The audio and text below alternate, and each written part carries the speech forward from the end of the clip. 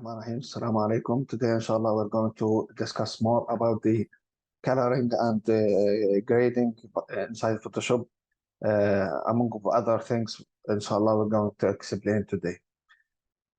First of all, I'm going to start with the modes, coloring modes inside Photoshop for this project. If I want to change them, I can go to image and then I can use mode. For example, I have a grayscale, which will change the setting for the whole object, not only this layer. It will make it in grayscale between black and white, colors between black and white. I can change it, for example, to indexed color based on matrices, but the file should be in color. Then I can change the indexed color. I can hit OK. Also, I have the CMYK used for printing, and the traditional one we use to work with the colored images. Usually we select the RGB. But as I said, this mode convert the whole of layers, all the layers available in this scene, in this area, in this work, in this project. Also, and the second one we have here, the adjustment. Yes, the adjustment, we use them to modify, to make a color correction for the scene. And the difference between the color correction and the grading: color correction means fixing the color inside the scene. Grading means add a specific style for the colors, and usually we use it to express some feelings, for example, to make the viewers or the target audience to feel sad by seeing this image, or to feeling positive, or if our design is used or produced for children, we can use more color, more variety in color. Also, we can increase the green here inside the color grading to make the this image, and if you are seeing this image, feels that this image is full of light. And we can manipulate the images by using inside image adjustment by using these tools. For example, we have the level. We can use it to also to adjust the levels. The levels also always related to the to the colors, to go to the colors going to black or white. Also, levels means the lighting inside the colors. If we fix it, we can make this image goes to black or goes to white. We can use them. Also, we have for example, the brightness, increase the brightness or decrease it. The contrast, the difference between the colors, increase the difference between the colors inside the scene. We can use it also. And we can use the brightness also. If we want to increase the brightness inside the scene, inside the image, we can use it. We have black and white to convert a specific layer. We select here. Any layer we select, this will affect it. We can change the color to black and white by using this. And by the way, the difference between the black and white here is this: black and white affect one layer. The mode here will convert all the layers. For example, if we choose the grayscale. Also, we have here the hue saturation, for example.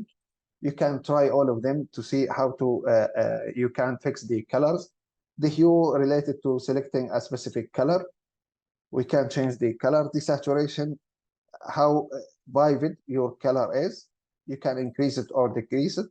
The lightness is related to the pixels going to black or white, as I said. We can use them also. And by the way, I can use them based on a specific area by using the selection tool, for example. And then I can use the color correction, the adjustment, any adjustment I want to change the colors inside this area, for example. I can increase or decrease the saturation. Okay, after we explain in a brief the adjustment that we can use to fix the image or to change the colors inside the image. I can go now to the blending option. I can select this image and drag it here, for example.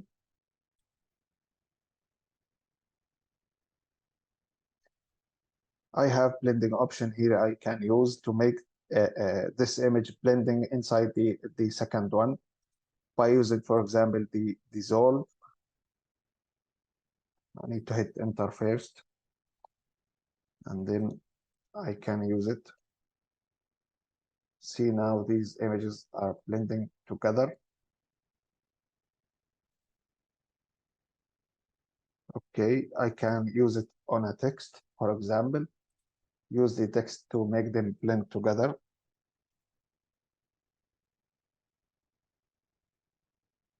I want to increase the size.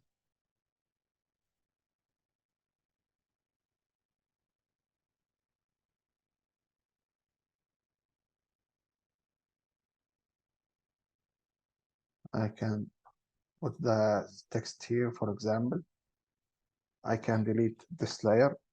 I can use the blending mode for the text to make it appear like it's a part of the background image.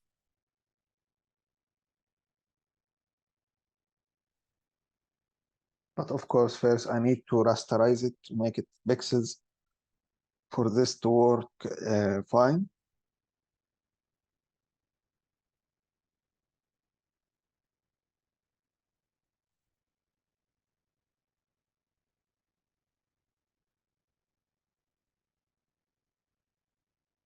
See now, for example, this overlay, it will become like it's a part on the next second layer.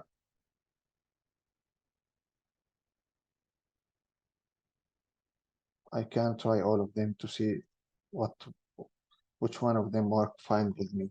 As I said, we use this to make the layers blend inside each other. And I use this for a text. After I wrote the text, I rasterize this text to make it as an image, not to be no longer text. I cannot apply the text controllers to it after I rasterize it, but I use, convert it to use the blending mode. And by the way, it should work fine on the text itself. For example, it should work fine with the text also. If I select this text, for example, I choose the overlay.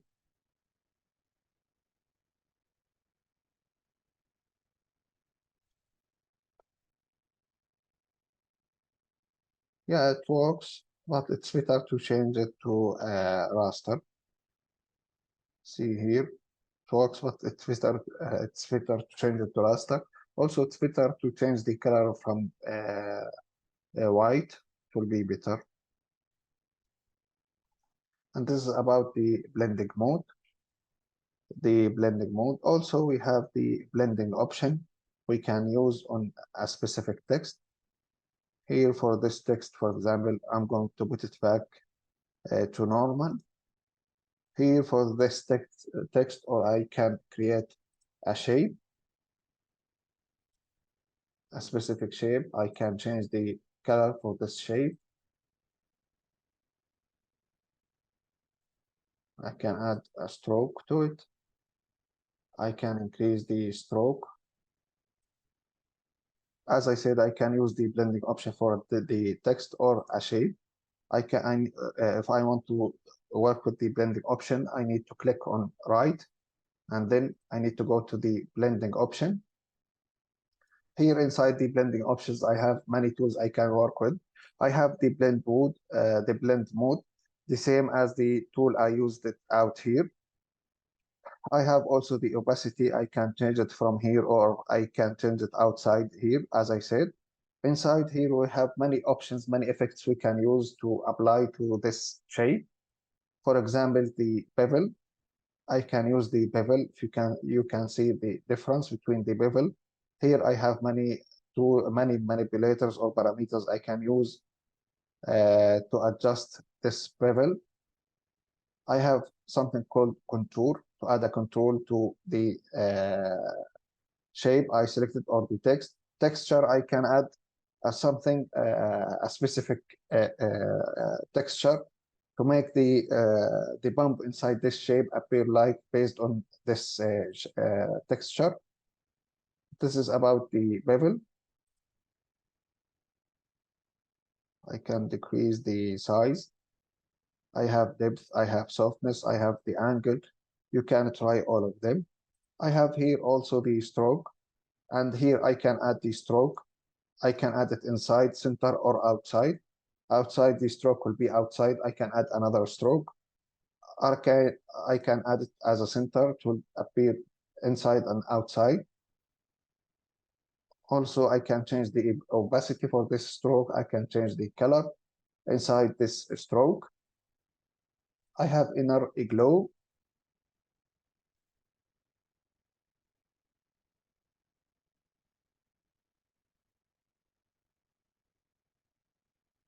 To make this shape, to add a glow to this inside the shape or to remove it. I can add some noise to it. Sorry, I'm now working with the inner shadow, not glow. Here I have the inner glow. I can work on it to increase it. For example, I can add a glow. I can select the color for this glow.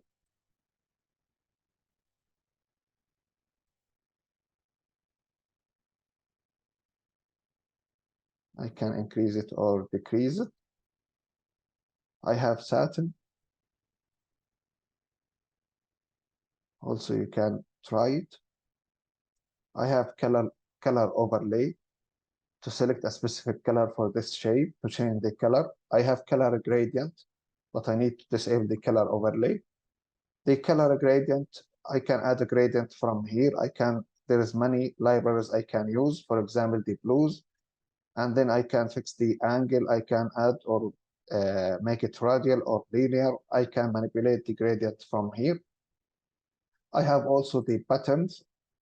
Some textures I can use to appear like a color for this shape.